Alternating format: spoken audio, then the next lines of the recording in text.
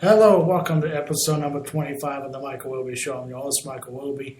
Today, I'm going to discuss the Hamilton Bulldogs final playoff push attempt, as the Hamilton Bulldogs, as you all may have known, who have followed this team through thick and thin this season, as I have done.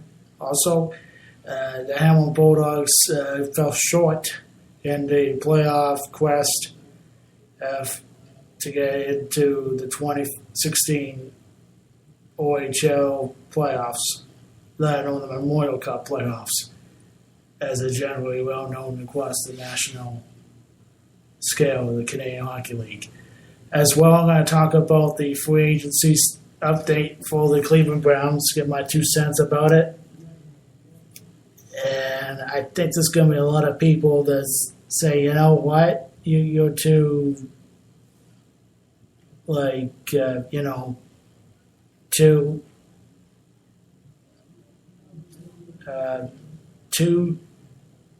too kind and too much favoritism. So I will explore my opinion and hope you guys chime in where that will be. But first of all, let's talk about the Hamilton Bulldogs. As the season concluded this past weekend, I know this past Saturday they lost 5-2 to the Kingston Frontenacs in Kingston. The last 2 games of the regular season were on the road. And it was all I can say is the Hamilton Bulldogs put forth a lot of effort, especially in the last 2 home games, as the Hamilton Bulldogs beat Sudbury's Wolves the previous weekend, as well as Niagara. That was a huge win. But unfortunately, that was not enough. Oshawa pulled away, capped off pretty much a come from behind overtime win over Peterborough.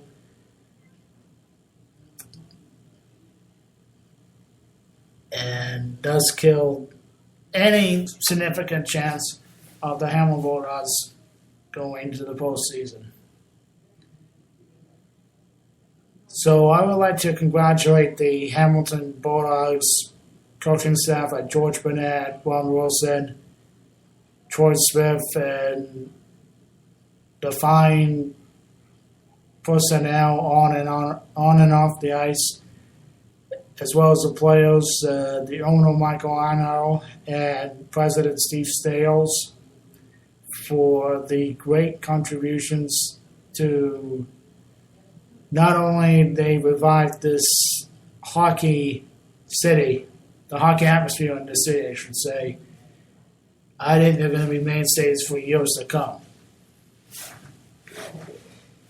And as you all know, the last home game, the Hamilton Bulldogs,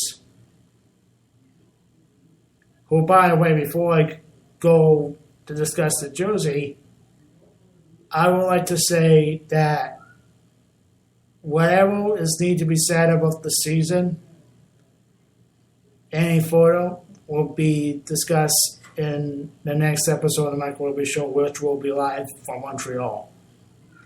So tune into that. But back to the jersey change.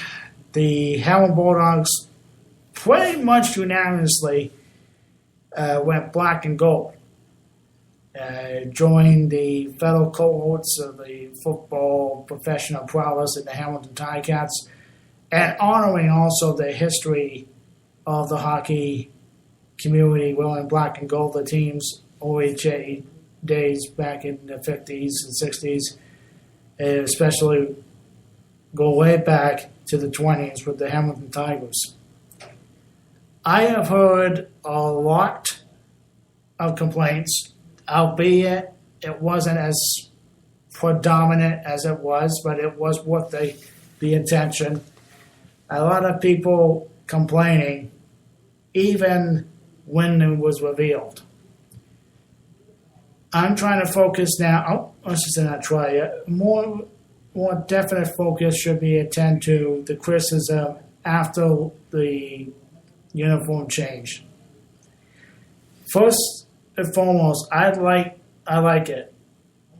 I very, very like it. I think it's lineage. You gotta respect the culture and the legacy of the city of Hamilton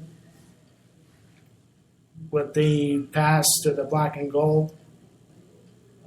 I'll tell you, it was one incredible sight to see the jersey look like the Pittsburgh Penguins of old back in the 80s and early 90s. But you know what? Who gives a damn? Who really gives a damn? And to the winner of the jersey contest, I give that person a lot of credit, even with the help, albeit with the help of his her family members.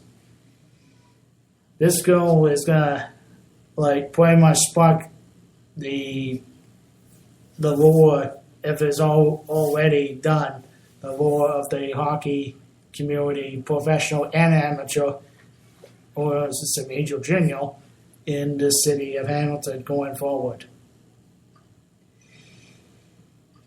But I would like to, like I said, paying attention to the ignorance of some people. One that's very prominent in the hockey community, and that is Scott Radley from the Hamilton Spectator. I think he was blatantly ignorant with not the full ill intent to say, hey, this jersey's crap. He loves the jersey colors, black and gold, but he did not like the color of the choosing. I mean, not the color choosing, the way that the jersey looked. All I gotta say, like I said, it is completely ignorant of him and several others on the forums that I post this show in. I should say, post on. And quite frankly, the Hamilton Bulldogs jersey looks great. I like it, like I said. And with him commenting, if you can find it on the Spectator, I'll probably put up on the Facebook page of the Michael Wilby Show, facebook.com/The Michael Wilby Show. And I am going to say, like I said, it was completely ignorant. And the part that said about it should not be Pittsburgh jersey, it should be basically modern. It's as long as it's not as identical to the Hamilton Ticats in terms of the look of the jersey. Well, I'm cool with that. And I think, based on the language that he has written, I think it's more ignorance towards the winner. It's just trying to you know what, we're going to push off the winner of the contest for their own personal gain, the comment, or I should say professional gain, in the comment about the jersey. I think she did a pretty good job, albeit with the help of the parents, because the 9-year-old kid does have talent, but I think it would be more assisting. Being probably the parents, if not the father, is a Pittsburgh Penguins fan. So, or just very shocking on with the Pittsburgh Penguins jersey, and would like the girl to write it, to color it and make it look like the Pittsburgh Penguins jersey. So, congrats to Christina, about the color, the jersey, the black and gold. It is very nice, and I look forward to wear it proudly next season. And speaking of proud, Hamilton will be hosting on November 14th. I think it's November 14th. The week of November 14th, Game 4 of the Canada-Russia series, which is the major junior competition. It's more like a friendly between Canada and Russia, the spirit of the Summit Series. I think it's totally awesome for Hamilton. As you know, Hamilton has a storied history of international hockey. Most famously, 1987 Canada Cup. Mario Lemieux from a gorgeous pass by Wayne Gretzky scored the winning goal against the Soviet Union. 1987. Well, Hamilton is probably going to get that close to a field. I think it's going to be sold out.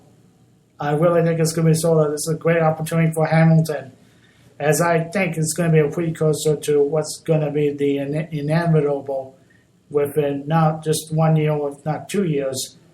It was still, CHL has not yet named the host site for the 2017 Memorial Cup, which I think it could be Ottawa or probably Windsor. Hamilton's not expected to compete for this host site of the 2017 Memorial Cup.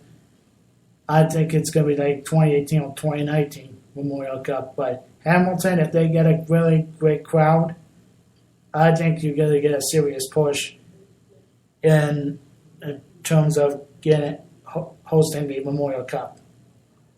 That's all I can say about that. So, like I said before, the Hamilton Bulldogs season come to an end.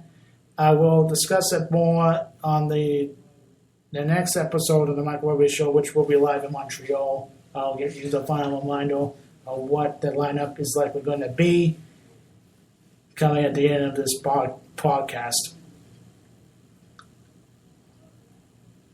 Next up is the Cleveland Browns free agency. And there has been a lot of criticism, not only in the United States, but around the world pretty much, in regards to the handling of the new regime-ish of the Cleveland Browns, the free agency. They let go guys like Alex Mack, Travis Benjamin, Tashawn Gibson, Mitchell Schwartz, probably Joe Thomas very soon, among others. It has been a crazy 72 hours. In the span of 72 hours, they lost four guys, the span of four guys that are a major cogs to the progression of the Cleveland Browns franchise. I have looked all of the aspect in terms of opinions from writers, analysts, commentators on Twitter, even all sorts of social media. And all I gotta say is this: as a Cleveland Browns fan, I have to respectfully disagree on most analysts, commentators, football people who strongly provide negativity towards the Cleveland Browns. I think the Cleveland Browns fan base, who have been, for the large part, through thick and thin, the difficult regimes they have to go through for the past nearly 20 years since they have come back to the NFL. Or to say, resume operations in 98 and 99. I envy them. I salute them. And I think Cleveland Browns, the new regime, is going to get it right. They're not spending on major names, albeit Robert Griffin III is likely going to be a Cleveland Brown very soon. They just had a very major productive meeting in Cleveland. It was a weekend, this past weekend. Robert Griffin III looks like he can still play, but I think it's going to be more of a different dynamic for him